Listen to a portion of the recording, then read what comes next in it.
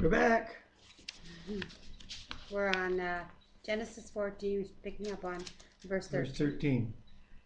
We ran out of time, so we have to continue on now in the next session. Yeah. One hood, we were talking about these kings attacking Sodom and Gomorrah and taking away the people and the wealth of Sodom and Gomorrah. And when verse 13 says, one who had escaped from came and reported this to Abram, the Hebrew. Now Abram was living near the great tree of Mamre, the Amorite brother of Eshcol, and Ener, all of whom were allied with Abram. When Abram heard that his relative had been taken captive, he called out the 312 trained men born in his household, and went in pursuit as far as Dan. What is 318 men going to do against a great big army of four kings, or was it five kings, all against and conquered these two cities, and now he goes up with 318 men. Well, let's see. During the night, Abram divided his men to attack them, and he routed them, pursuing them as far as Hobah, north of Damascus. He recovered all the goods and brought back his relative Lot and his possessions, together with the women and the other people. Wow. 318 men during the night won a victory over which the armies of Sodom and Gomorrah could not win. Were you quit interrupting? Bite my toes. Well, this is one of our pests. We have two. After Abram returned from defeating Kedorlaomer, and the kings allied with him, the king of Sodom came out to meet him in the valley of Sheva, that is the king's valley. Then Melchizedek, king of Salem, brought out bread and wine. He was priest of God Most High, and he blessed Abram, saying, Blessed be Abram by God Most High, creator of heaven and earth, and blessed be God Most High, who delivered your enemies into your hands. And this is the other pest that my wife is interfering with our reading. I'm not. I'm just letting them see what we're doing because we've been away all weekend. The neighbors are watching. Then Abram gave Melchizedek a tenth of everything. The king of Sodom said to Abram, Give me the people and keep the goods for yourselves. But Abram said to the king of Sodom, I have raised my hand to the Lord, God Most High, creator of heaven and earth, and have taken an oath that I will accept nothing belonging to you, not even a thread or the thong of a sandal, so that you will never be able to say, I made Abram rich. I will accept nothing but what my men have eaten, and the share that belongs to the men who went with me, to Aner, Eshcol, and Mamre. Let them have their share. Chapter Okay, 15. Yes, chapter 15. Okay, God's covenant. Okay, here we go. God's covenant with Abram. After this, the word of the Lord came to Abram in a vision. Do not be afraid, Abram. I am your shield, your very great reward. But Abram said, O sovereign Lord, what can you give me since I remain childless, and the one who will inherit my estate is Eliezer of Damascus? And Abram said, You have given me no children, so a servant in my household will be my heir. Then the word of the Lord came to him. This man will not be your heir, but a son coming from your own body will be your heir. He took him outside and said, up at the heavens and count the stars, if indeed you can count them. Then he said to him, So shall your offspring be. Abram believed the Lord, and he credited to him as righteousness. He also said to him, I am the Lord who brought you out of Ur, the Chaldeans, to give you this land, to take possession of it. But Abram said, O sovereign Lord, how can I know that I will gain possession of it? So the Lord said to him, Bring me a heifer, a goat, and a ram, each 3-year-old, along with a dove and a young pigeon. Abram brought all of these to him and cut them in two and arranged the halves opposite each other. The birds, however, he did not cut in half. Then birds of prey came down on the carcasses, but Abram drove them away. As the sun was setting, Abram fell into a deep sleep, and a thick and dreadful darkness came over him. Then the Lord said to him, "Know for certain that your descendants will be strangers in a country not their own, and they will be enslaved and mistreated 100 years. But I will punish the nations they serve as slaves, and afterwards they will come out with great possessions.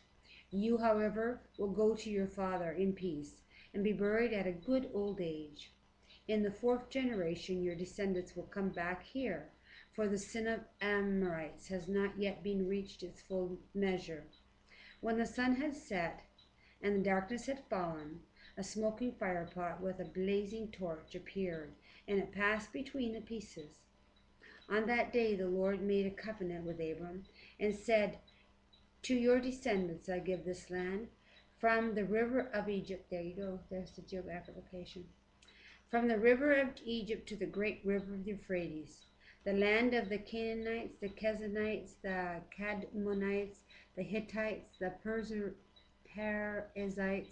the Rephaites, the Amorites, the Canaanites, the Girgashites, also Jebusites." And there ends the reading in Old Testament today. And now you get to read Matthew. And it's chapter 5. Better put my specs on. I think it's interesting how it was dark and this pot of fire came from nowhere and passed over the altar and set all this meat on fire. Like God torched his own sacrifice. Like he did on other occasions. Yeah, And we'll find out. and we'll find out. This is called the Beatitudes. What's Oh, good. Beatitude mean? Well, you gotta find that out. 'Cause Like I'm this. asking questions. Sermon on the Mount kind of Beatitudes. Blessed are. Now when he saw the crowds, he went up on a mountainside and sat down. His disciples came to him, and he began to teach them, saying, "Blessed are the poor in spirit, for theirs is the kingdom of heaven. Blessed are those who mourn, for they will be comforted. Blessed are the meek, for they will inherit the earth.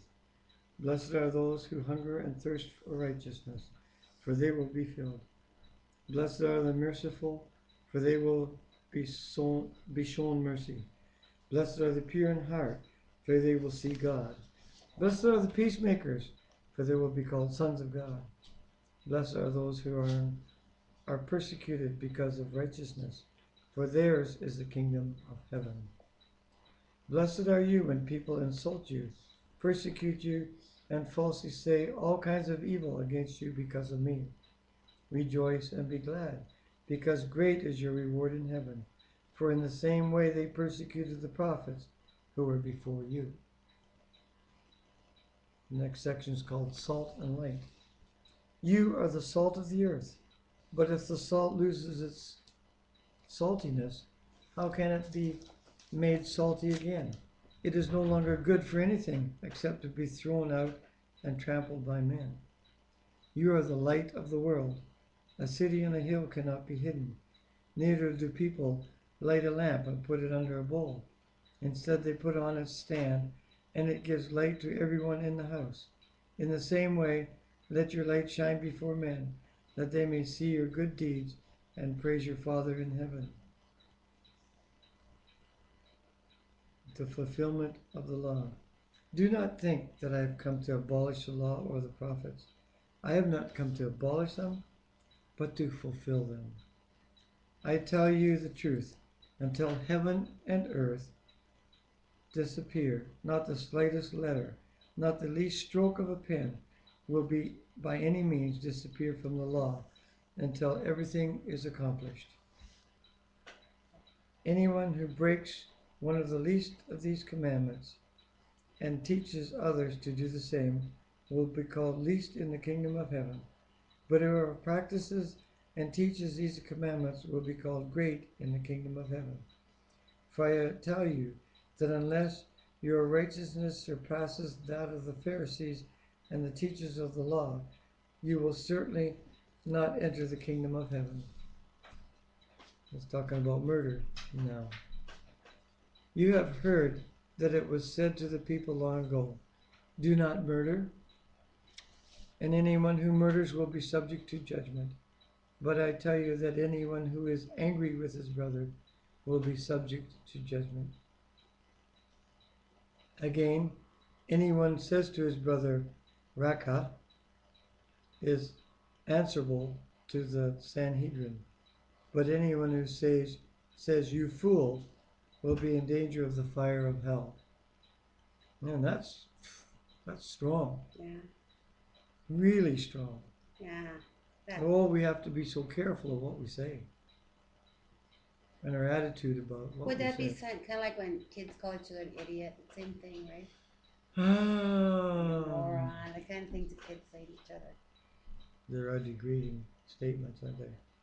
I don't know. At this point, I don't know. It's kind of like saying that we're just inevitably, instinctively are in danger. You know, we have bad attitudes toward one another, so be careful. Therefore, we'll continue. Therefore, if you are offering your gift at the altar and there remember that your brother has something against you, leave your gift there in front of the altar. Go first and be reconciled to your brother. Then come and offer your gifts.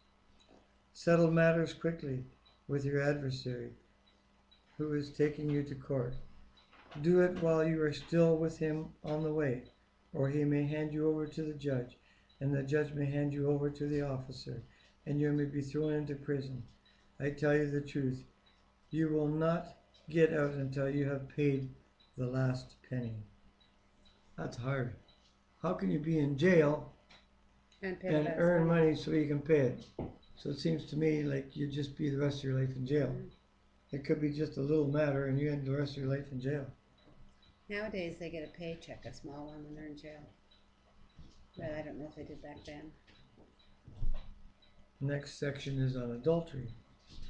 You have heard that it was said, do not commit adultery. But I tell you that anyone who looks at a woman lustfully has already committed adultery with her. In his heart, has already committed adultery with her in his heart. If your right eye causes you to sin, gouge it out and throw it away. It is better for you to lose one part of your body than for your whole body to be thrown into hell. And if your right hand causes you to sin, cut it off and throw it away. It is better for you to lose one part of your body than for your whole body to go into hell. Some cultures they still do that apparently. They cut people's hands and stuff off if they steal. Yeah. My dogs are biting my toes. Well, it has been said, anyone who divorces his wife must give her a certificate of divorce. But I tell you that anyone who divorces his wife, except for marital unfaithfulness, causes her to become an adulteress.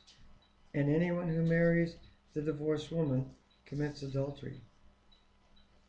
Oaths.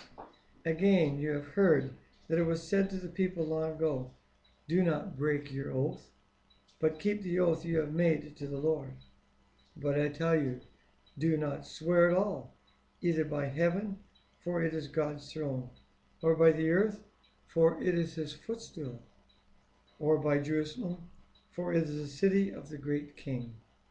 And do not swear by your head, for you cannot even make one hair whiter or black. Simply let your yes be yes, and your no, no. Anything beyond this comes from the evil one. Whoa. That gets a lot of people out of jury duty. We do so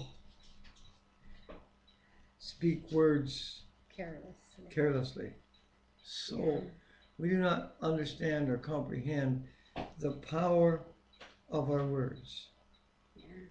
God grant us wisdom in all that we say and all that we do,